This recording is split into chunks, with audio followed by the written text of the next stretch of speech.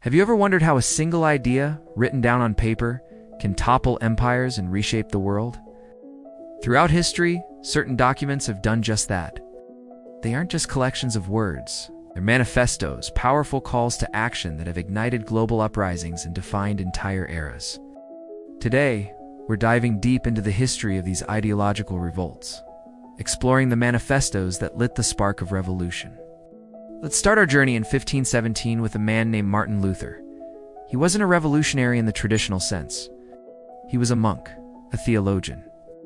But when he nailed his 95 Theses to the door of the All Saints Church in Wittenberg, Germany, he unleashed a force that would shatter the religious unity of Europe.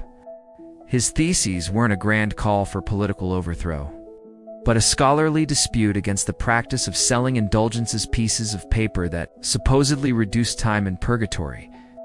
Luther argued that salvation was a gift from God, received through faith alone, not something that could be bought.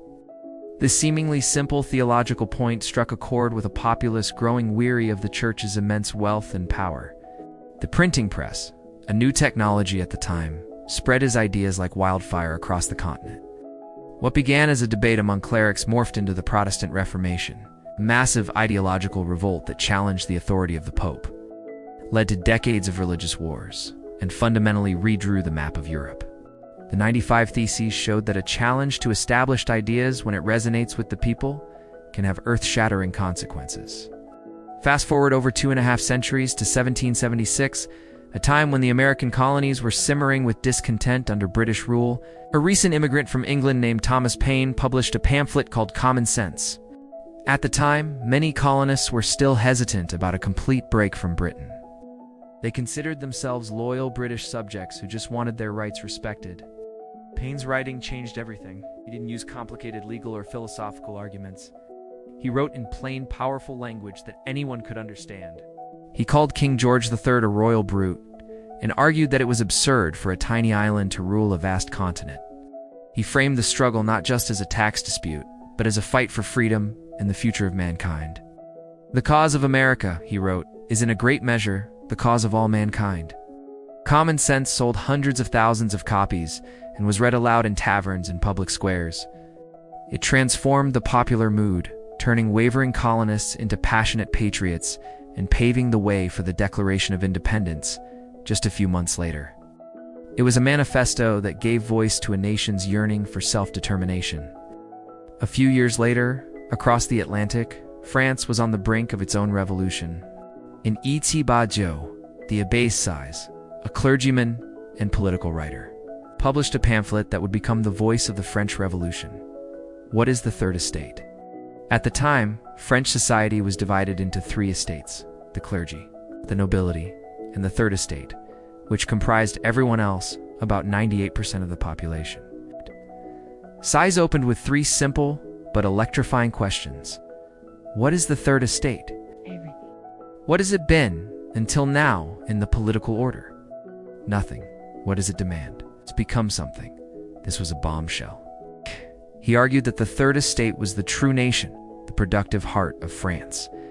Yet it was politically powerless, crushed under the privileges of the other 2 estates. His manifesto wasn't just a complaint. It was a declaration of sovereignty for the common people. It galvanized the members of the Third Estate, inspiring them to break away and form their own national assembly, an act of defiance that marked the beginning of the French Revolution. The pamphlet redefined the very concept of the nation, shifting power from the king and aristocracy to the people themselves. Now, let's move to the mid-19th century, a period of immense industrial change and social upheaval. In 1848, 2 German thinkers, Karl Marx and Friedrich Engels, published a document that would become arguably the most influential political manifesto ever written: the Communist Manifesto. They were commissioned by the Communist League, a small group of working-class revolutionaries, to lay out their vision for the world. The manifesto begins with the famous line, "A specter is haunting Europe, the specter of communism."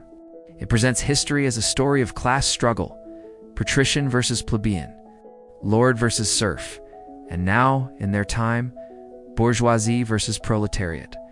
Marx and Engels argued that the industrial capitalism of their day was inherently exploitative. creating a wealthy ownership class, the bourgeoisie, at the expense of the working class, the proletariat. Their solution was radical: the overthrow of the bourgeoisie, abolition of private property, and the establishment of a classless communist society. They ended with a powerful rallying cry: the proletarians have nothing to lose but their chains. They have a world to win. Working men of all countries unite.